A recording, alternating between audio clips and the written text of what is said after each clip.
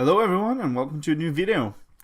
So, I'm here after a couple of weeks off and trying to give you another video. So, cheers. I have my coffee ready. So let's get going. We're going to go through the ninth game of the Chess Olympiad of 2018. And we're going to go through a game that Anish Giri played against Viorel Iordaschescu. And it's kind of fun to watch how a super grandmaster like Anish just completely destroys another grandmaster. Like, even in a normal opening such as the Italian game, how is that possible, right? I found it so fascinating. Even though there is another game by Anish who is worth mentioning, which is kind of more interesting. It's the second round, where he played a move that was completely mind-blowing. And that was, as black, he played bishop to h4, just giving away his bishop. But there was a completely cool idea behind that. So check out that game if you haven't done it already. The reason for me not going through that game is basically because everyone else is, well, they will go through that game if they find the chance. So thank you to Analysis Chess on YouTube for suggesting me going through a game from the Olympiad. He is, or she, I don't know, has commented on one of my videos suggesting that I should go and go through a game from the Olympiad. So I went through a lot of these games and I found so many uninteresting ones. There were so many draws and so many weird games. That was just weird. And I saw this game and I realized that, wow, Anish is actually not the drawing champion. He is such a nice positional player as well, and tactical genius. Even though you won't see a big sacrifice or anything like that in this game, I hope you guys will enjoy it.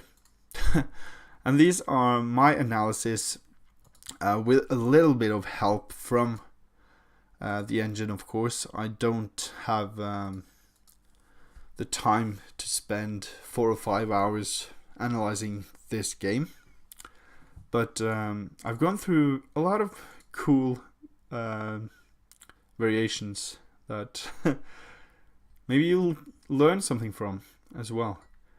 So the opening was e4 e5, king's pawn opening, and knight f3 and knight c6. And right here, you have a lot of different possibilities. You can play d4 immediately, going for the Scotch. You can play bishop b5, which is the Roy Lopez, or the Spanish. Or you can play, as Giri did, bishop to c4, the Italian game. And here it is quite fun, because black continued with knight to f6. And here, if Giri wanted to, he could have gone with something completely different than he played.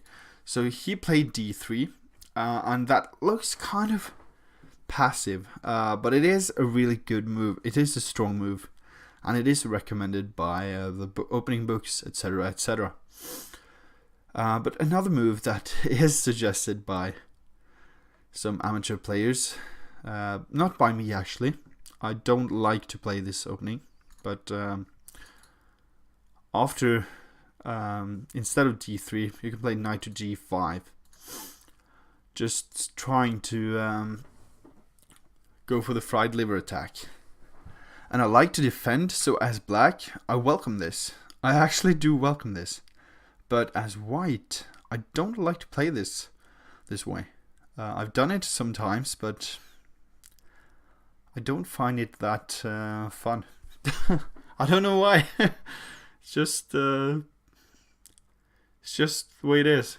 So after d5 in this variation, you have to play knight a5, or else a sacrifice will eventually come onto f7. And from this point on, you have to be aware that bishop a4 is a terrible mistake. Bishop a4 and then black can play h6, leaving white with this weird looking knight. Where does it go? Well, it obviously can't go to e4. It just gets taken. Knight back to f3, probably the most sound move, but then e4. And where do you put your knight? You can't go here, and you can't go here. Queen will take this knight on d4. And if you go here onto e5, the queen will still come here to d4 and attack both the knight and the bishop. So you will have to give away some material. So then you would have to play something like knight to g1. And you're kind of wasting a lot of moves on this knight. And knight h4 is simply just wrong because of g5. But let's go back. And let's look at another move you can play. So after knight g5, d5, e captures, knight a5, bishop b5 check, c6, d captures, b captures. You can play bishop to d3, or you can play queen to f3. Both of them looks okay. I think bishop d3 is the most common way to play this. Bishop to e2 is also acceptable. But keep in mind that bishop to a4 in this position is actually a bad move. It gives black the initiative. But alright, let's continue. So black continued after white played d3, this move right here. Black played bishop to e7, and that is a really passive move, I believe. I know a lot of people play this, but why not put the bishop on c5 where it actually attacks something? It looks too passive, and to be honest, if I was looking at this game, knowing that Anish was playing one of the pieces, or one of the sides, and another player was playing the other side, then I would probably think, after seeing bishop e7, I would probably think that Anish were the one playing bishop e7, but that's not the case. This is Viorel, or Iordaschescu. It's hard to pronounce, isn't it? Iordaschescu. But alright. Bishop e7. I think bishop c5 is a better move, at least. Castles, and rook g1. And this too looks a bit passive, right? But there's a really good explanation for that move. Gives this knight some freedom to go to g3 or even e3. It's the same idea as in the Royal Lupus, basically. Just trying to get this knight some activity on the king side. By bringing this knight to c3, you kind of allow black to play a6 or even bring his bishop back after something like rook to e8 and knight e7 and c6. And this knight has no future, even though he can come to e2 and g3. It's kind of a good square to have it on f1. It can influence the center from e3 quite a bit. But okay, let's continue. So rook e1 and now d6. A good move, solid move. Not trying to be too ambitious with something like d5 or anything else. Just clean moves. I like it. And now a3. And this is kind of strange. Why play a3? But again, the reason for that is simply because you don't want that knight inside of your territory. And I think the most promising line here is a5. Just trying to be get more activity on the queen side as well. But black didn't do that. Black played h6. And now, of course, white played knight to b to d2. Another good move is just c3. Trying to get in d4 later. But after these moves, you see that there's some tension between these two knights. So what do? Like, you can take it right away, but then after bishop captures, queen captures, you're actually letting black have more space because you've traded some of his pieces. That makes black's position a bit cramped, and also you kind of giving away two brilliant pieces. Both of them are actually defenders of the king side. So white just plays c3, going into the same kind of position as before, with the c3 move first, of course. And now bishop g4. So it is black is pinning the knight, so obviously he can't move that knight. And also he's kind of saying to white that if you don't take this knight and give my bishop more activity here, then you will definitely have some serious weakening problems in front of your king after the pawn has to take. So Anish took, and as I said, it's kind of forced. And bishop captures g5, and you can't really take back because of this pin again. Now h3, trying to get that pin out of the way. But even now, Anish doesn't need the bishop here, as you see. He has a good position out of only one bishop, so it all depends on the position whether or not you should prefer the bishop here or not. And this game is a typical example of that, I think. So now bishop to f6. There's really not much else to do. If you take, then you're kind of giving away the whole center to white, and that would be embarrassing. So yeah, and this, I mean, queen to d2 looks kind of passive. I think the computer suggested queen to d3, but I think queen to d2 is kind of saying that if the bishop wants to get back to g5 later on, I'm going to swap that, and if queen captures, I'm going to swap that as well, and leave black with a bad pawn structure on the king side.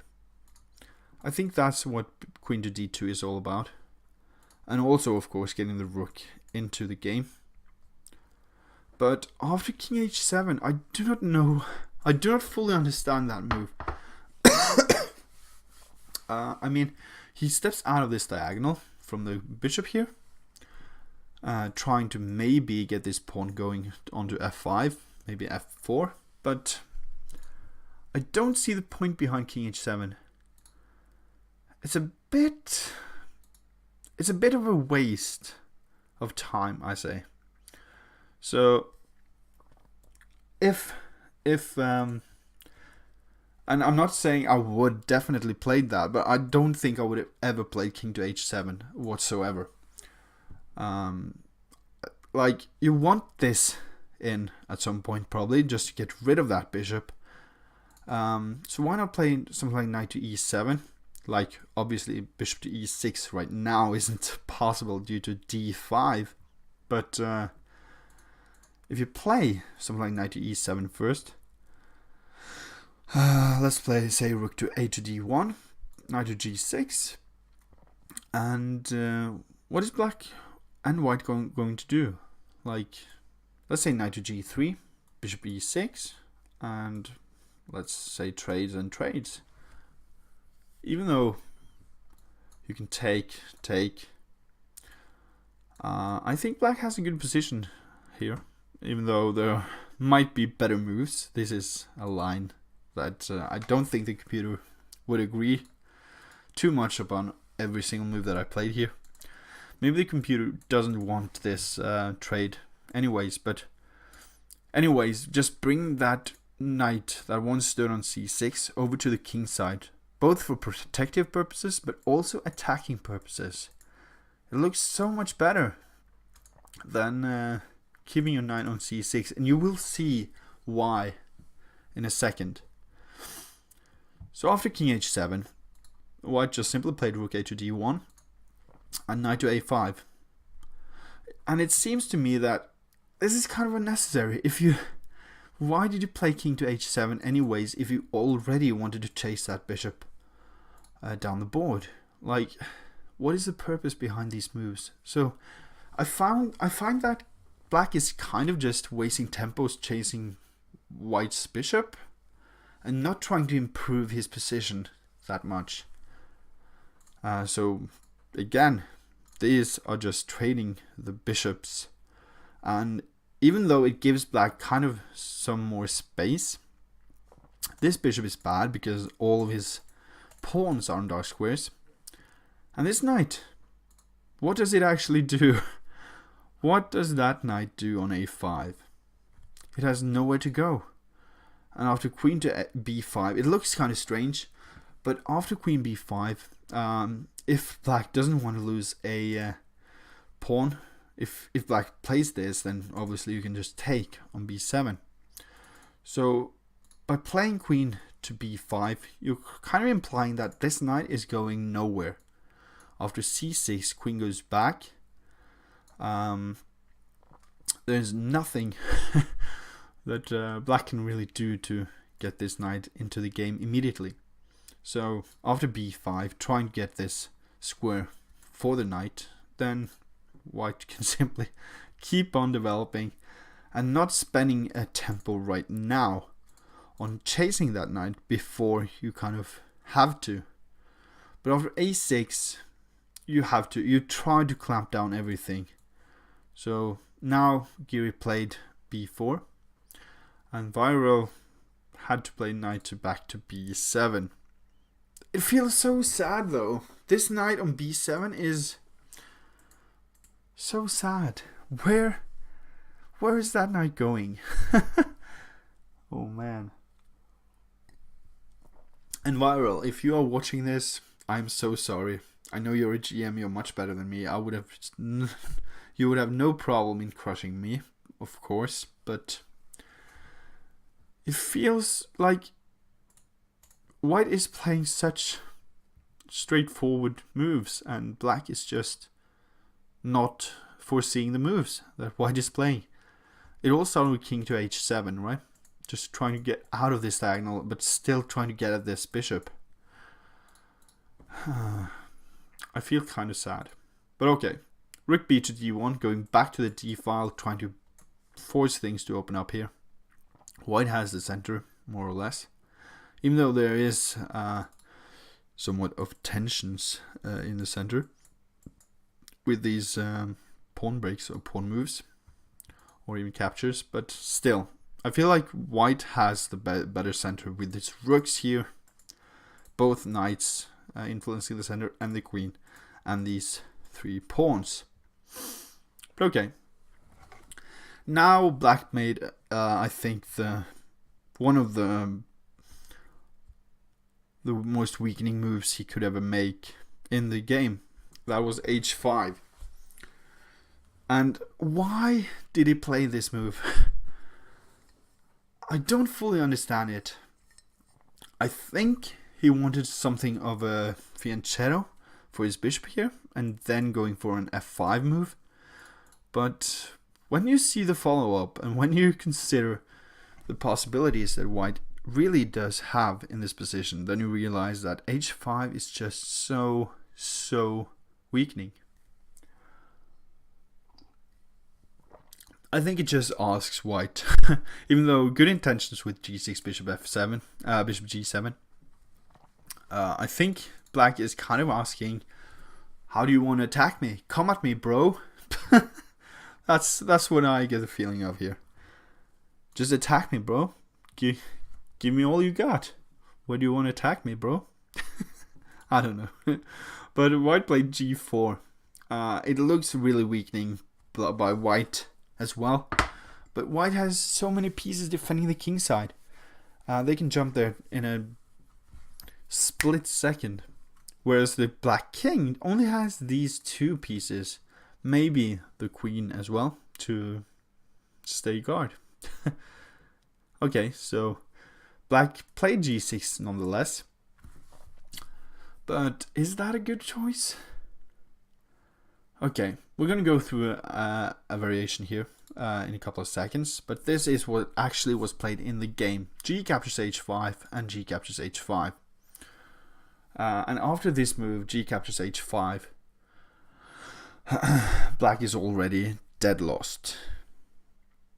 So what he should have tried, maybe, even though it is totally lost nonetheless, but it is playable, so to speak, is rook to g8 instead of capturing on h5 back. So after these moves, king h1, queen to e7, just playing rook to g1, trying to get onto the soon to be opened g file. Rook a d8, trying to stare down at the queen, and now queen to d2. And these are all suggested by the computer, by the way. This variation is suggested by the computer. I would have just completely made so many mistakes, and it would have taken so much time if I were to analyze this position by myself. And that's the exact thing, and the exactly kind of thing that I want to use the engine for. So rook to g7 and rook to g3. Now, as soon as the tension between these two pawns disappears, there's going to be mayhem on the board. So for the purpose of this variation, I will just leave it at that and say that black could try to take the pawn right now. But you can see that this knight is actually stepping onto the f5 square, and black is in dire straits. Black is dead meat, so to speak. And let's see how. So attacking the queen and the rook, and also opening up for this diagonal from the queen. So after rook captures g3, you don't even take the queen yet. You just simply insert this check because you want more. Then you take here with check, and now you take the rook. And that's just one of many examples of how that h5 move and g6 was a poor choice for black. And it all started with king h7 and having the bishop on a dark square, trading the light squares, but in fact having your own pawns on the dark squares as well. It's kind of annoying, isn't it, to realize that, oh, my bishop is actually not a good piece.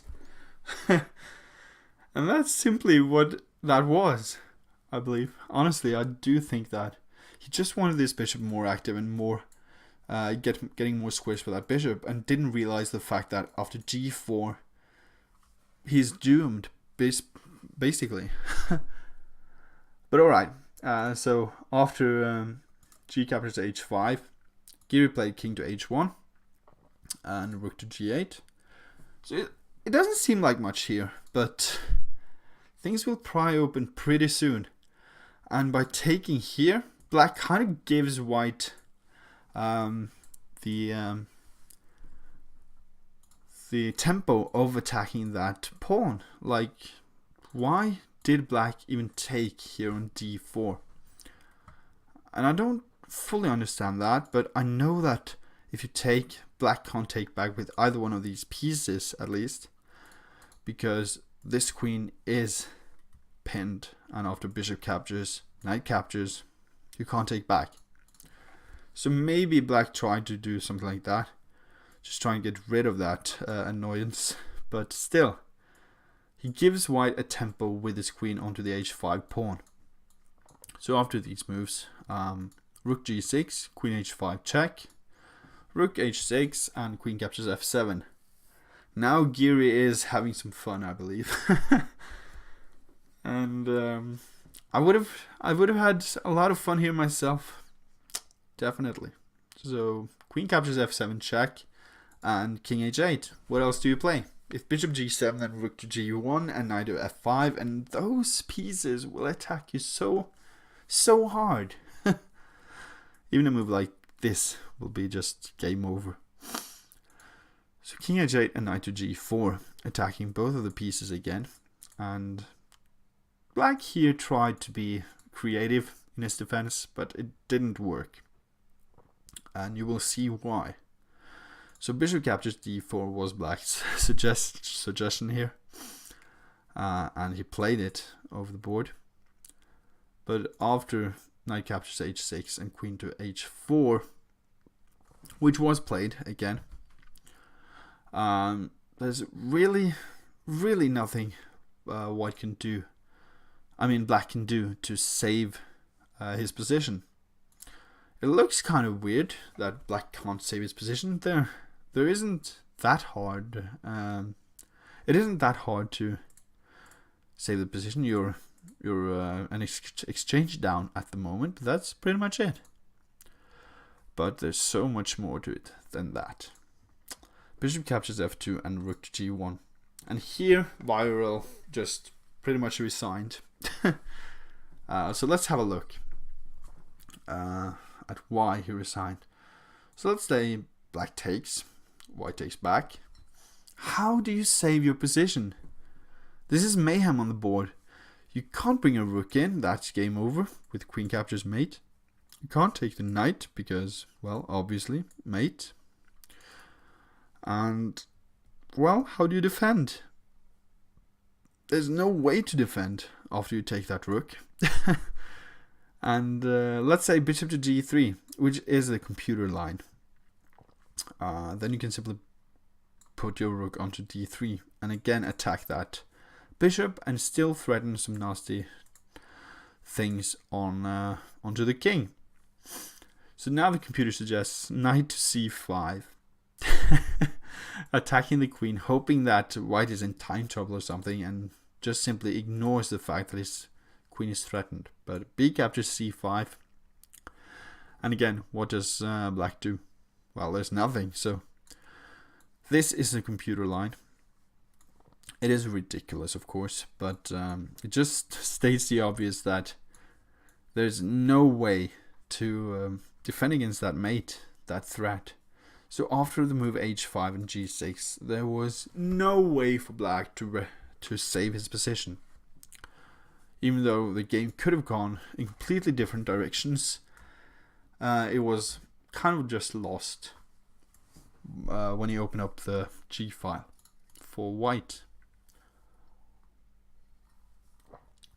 So here's a lot of different checkmates actually, but I think the computer suggests this move and then mate, but a human being would probably prefer this move or move order. But yeah. So after rook to g1, black threw in the towel. He just didn't want it anymore. And I totally understand that. So I hope you guys enjoyed this. I've spent quite a lot of time actually just studying these positions, even though I haven't fully understood nuances, of course. I would recommend you guys to study it more thoroughly, because there's a lot of nuances in the position, as in every position, I believe. Alright, I hope you guys enjoyed it. As I said before, please subscribe to my YouTube channel, and feel free to leave a comment if you have a game that you want me to go through. If you want to play me, if you want to see me live, go to twitch.tv/Norwegian Chess Giant. Go to my Discord channel, join there. It is Norwegian Chess Giant, obviously. And feel free to challenge me to a game or more if you ever see me online. Alright, talk to you later. Bye.